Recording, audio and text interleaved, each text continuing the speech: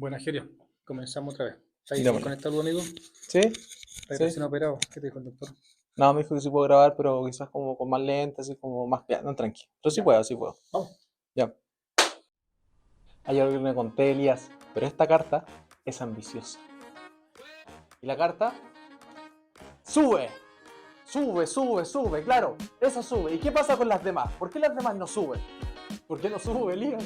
Elías, ¿por qué no sube? No sube la carta, no sube, no sube. ¿Crees que la magia es un arte de la comunicación? Y si es así, ¿te parece que aquello que tú comunicas tiene responsabilidad sobre eso? Aunque no lo creas, todo esto tiene que ver con las actitudes del mago.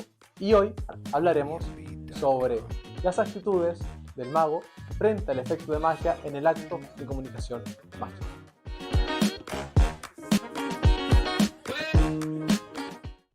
Bueno, como siempre tenemos una pregunta guía, una pregunta orientadora, la cual nos va a guiar la reflexión.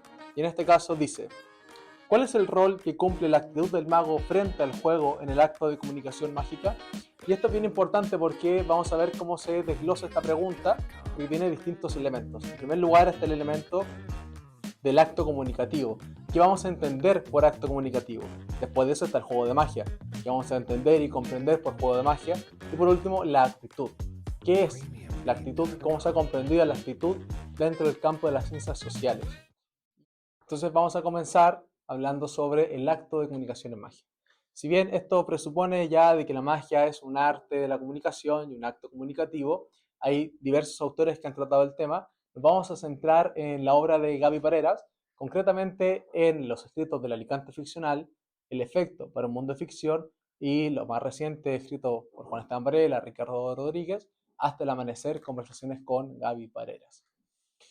Eh, Vamos a recordar un esquema, el esquema del capítulo pasado, que es de la página 42 del Alicante ficcional.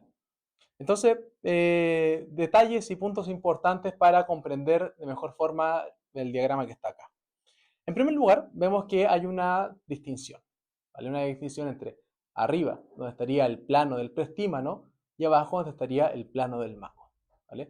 Abajo, el plano del mago, sería la vida externa, mientras que el plano del prestímano, la vida interna. En segundo lugar, vemos que se ve al prestímano como un emisor, la magia como el mensaje y el espectador como el receptor de aquel mensaje. Ahora, algo interesante y un gran valor que tiene este diagrama en general es que las conexiones entre los nudos Borromeo forman nuevos conceptos. Y así nos damos cuenta de que el prestímano se conecta con el espectador a través del yo mágico o a través de el mago. Y así también el mago es una producción, entre muchas otras cosas, por el poder ejercido por el prestímano. Bueno, factor que también conversamos en el capítulo pasado. Por otro lado, también vemos que el prestímano se conecta con la magia y se conecta con la magia a través de una concepción mágica personal. Y esto es muy importante porque es lo que hace nuestro quehacer un quehacer consciente. Y por último, vemos que magia y espectador se conectan a través de un juego de magia. Ahora, la ilustración de los nudos de Borromeo es muy buena para explicar y ejemplificar todo esto porque muestran que magia, espectador y prestímano están interrelacionados, es decir, que están en una relación dependiente uno con otro, siendo de que si uno de esos se separa, los otros tres ya no existirían. Por ende, hay una relación de mutua dependencia entre ellos. No están yuxtapuestos, sino que están interrelacionados. Bueno, ya sabemos dónde estamos situados, que es el acto de comunicación que lo vimos desde Gaby, desde los esquemas de Gaby. Ahora, otro elemento importante para responder a la pregunta es sobre el juego de magia. Pero claro, es una pregunta impactante, una pregunta curiosa, una pregunta de nivel ontológico también, ¿no? ¿Qué es un efecto de magia? Y acá lo vamos a comprender dentro de la relación y la dinámica del efecto y el fenómeno. Entonces, por el lado del efecto, tenemos como un antecedente importante a Arturo Ascanio, el cual contempla el efecto como el contraste entre una situación inicial y una situación final.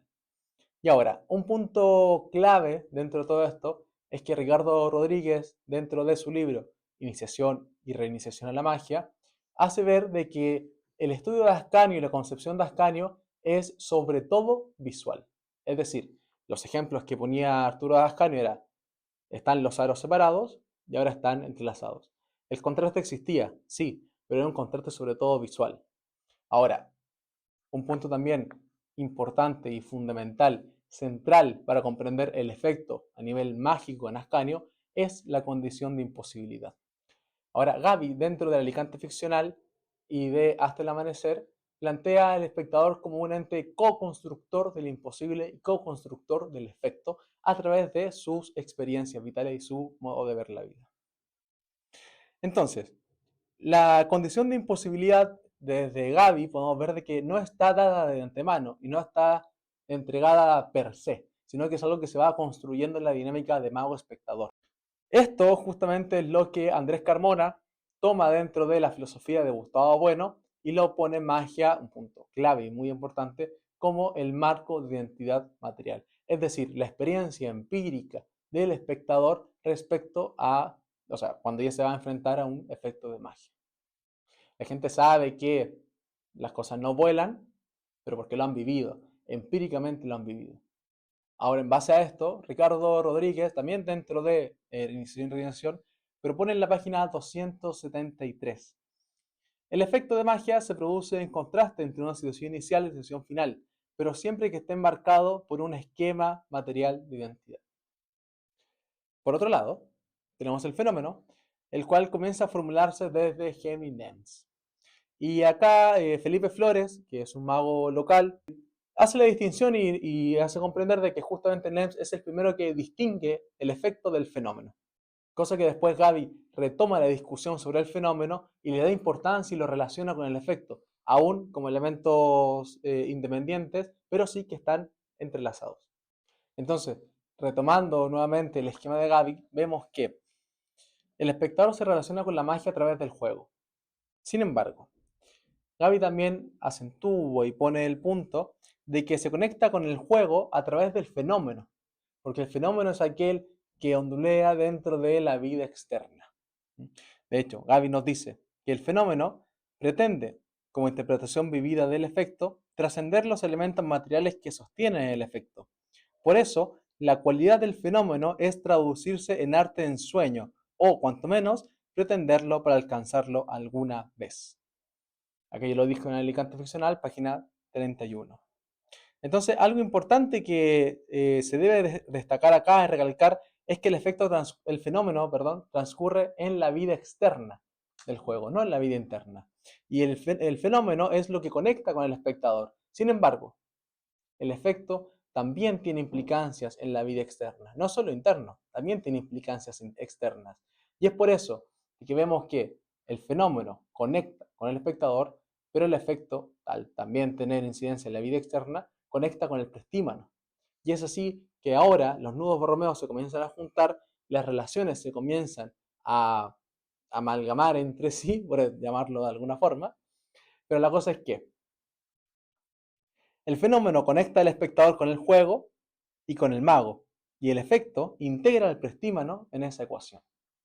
Ahora, vista también la propuesta de Gaby, Ricardo Rodríguez nos propone otro asunto más dentro de los podcasts del dedo en la llaga, en concreto el capítulo de efecto y fenómeno 2.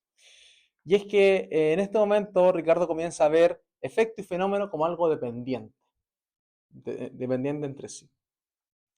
Define el efecto como la unidad mínima de significado interpretable por el espectador que debe cumplir la máxima de generar sensación de imposibilidad que se define por contraste, siendo sus partes constituyentes la situación inicial, el momento mágico y la situación final. En cambio, define el fenómeno como unidad compleja de significado interpretable por el espectador que pueda alejarse, acercarse o coincidir puntualmente con la unidad mínima de significado que constituye el efecto, siempre que no pierda conexión con él, y tiene como misión principal servir como vehículos de ideas estéticas sofisticadas como pueden ser juegos imaginarios, metáforas o percepciones distintas de la realidad. Justamente acá Ricardo lo que hace es mostrar una relación interdependiente, es decir, una relación mutua, y lo ilustra a través del esquema del reloj. Entonces, la relación entre efecto y fenómeno se sostiene dentro del esquema de Ricardo por la condición de imposibilidad. Si es que se rompe la condición de imposibilidad, no hay efecto. Y si es que no hay efecto, tampoco existiría fenómeno, por lo que no existiría el componente mágico dentro de la ecuación que estamos analizando. Ya he revisado las articulaciones que hace Gaby Pereira, las articulaciones que hace Ricardo Rodríguez. Vamos a conceptualizar el juego de magia como una construcción estético-experiencial compuesta por dos dimensiones interdependientes, el efecto y el fenómeno.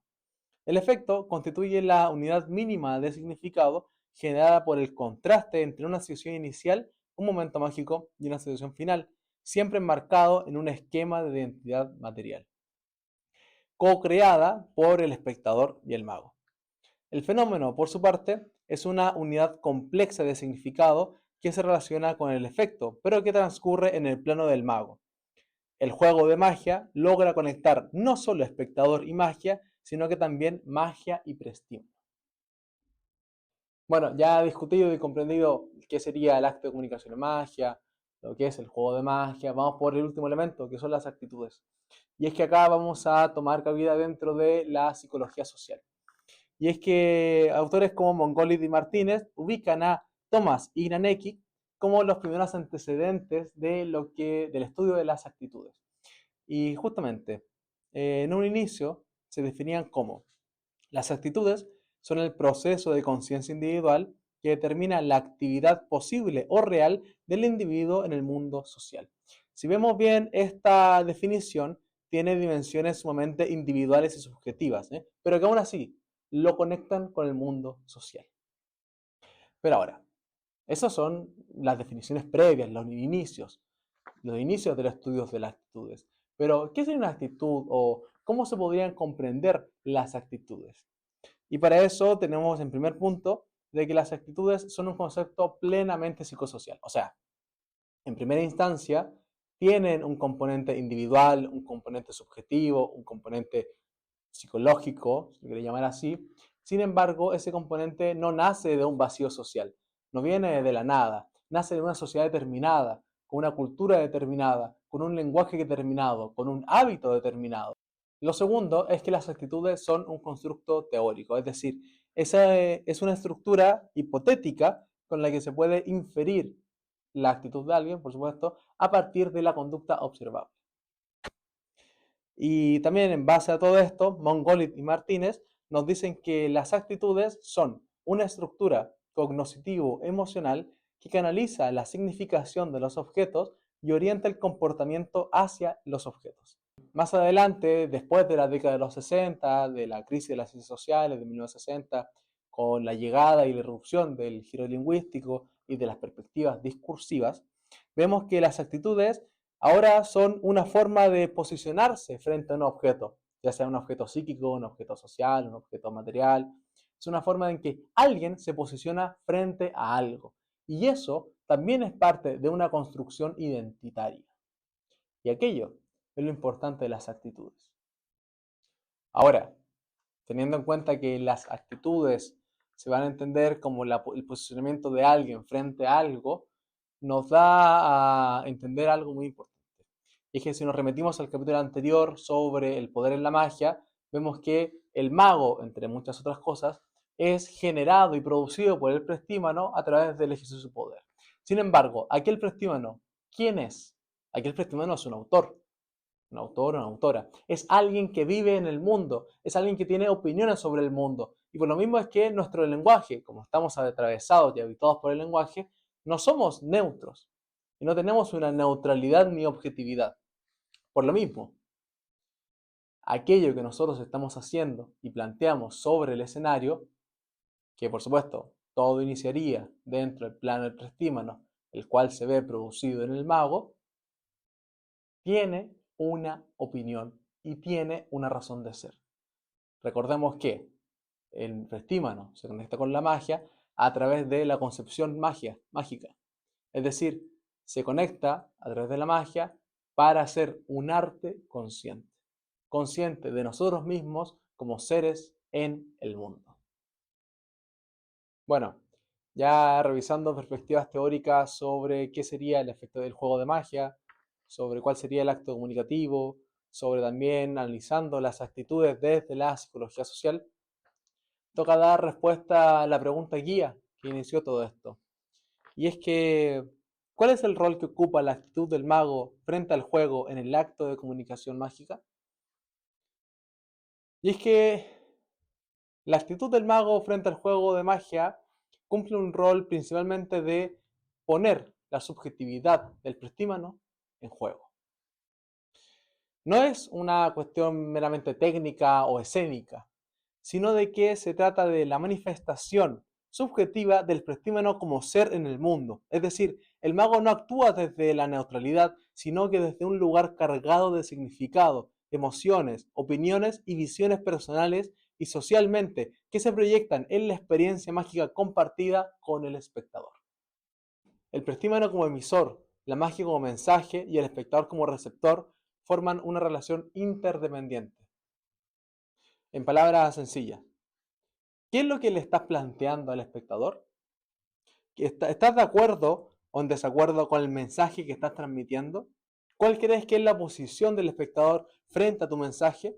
Y algo importante que debemos recordar es que todo comunica, incluso el silencio. La actitud del mago frente al juego, es decir, su posición frente al juego, cobra relevancia a través de la conducta observable, es decir, aquello que el espectador puede pesquisar, aquello que el espectador puede interpretar y también subjetivar a través de sus propias vivencias y su propio marco de identidad material.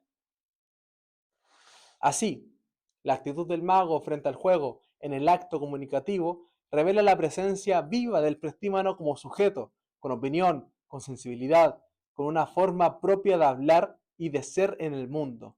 La magia, entonces, se convierte en comunicación en tanto está atravesada por la matriz social, por el lenguaje, que estructura el espectador, el prestímano y la magia misma.